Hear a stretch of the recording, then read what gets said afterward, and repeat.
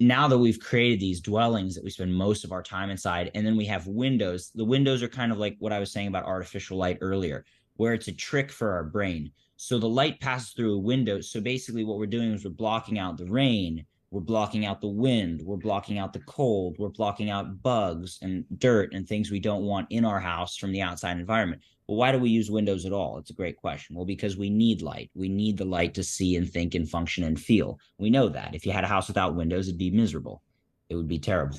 And so that we actually know that we need the light. That's why we use windows to let the light in, that it's so much more enjoyable than artificial light, and that houses with lots of windows are often much more pleasant and pleasurable to be in. But what we don't realize is that the glass or plastic that the windows are made of typically filters, again, key wavelengths of the light that have different effects on our physiology, like near infrared, like ultraviolet A, like ultraviolet B.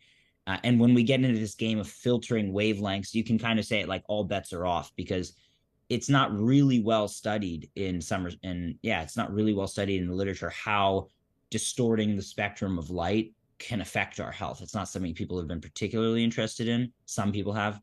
Anyway, all that's to say, when we do that move to the indoors, we're no longer getting that daily setting of the rhythm from the blue light, which would have been a guarantee for all of time, that you just wouldn't have avoided it unless you stayed deep in your cave, or, sequestered in your little abode, which again, usually there were probably, most people were living except royalty in smaller dwellings, and most likely getting out. Even if you lived in a city in an apartment, when cities really began to crop up more and more, obviously there were civilizations, like people were outside, right? Now the average person spends 92% of their time indoors in the United States. It's like 86 in indoors and 6% in a car.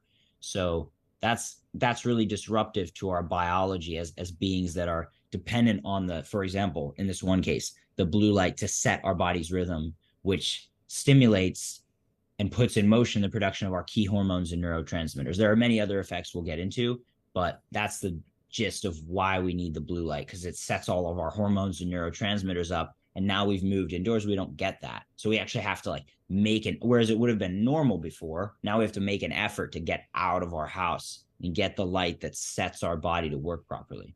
Make sense? Yeah, that makes sense. And I have on my phone an app. It's called I think it's Lux or Lux Meter, something like that.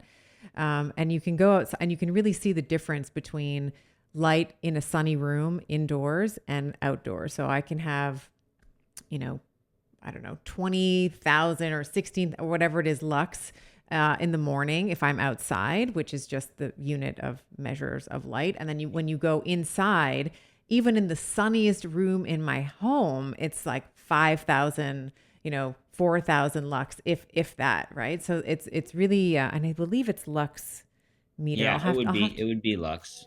Yeah, it's really interesting to see the difference in the amount of light that's being filtered. And to your point, when we're filtering out the blue lights, the ultraviolet lights, and the near infrared via windows, then we may think that it's bright and sunny. We may think that we're getting some of that circadian setting potentially, but it's really quite absent.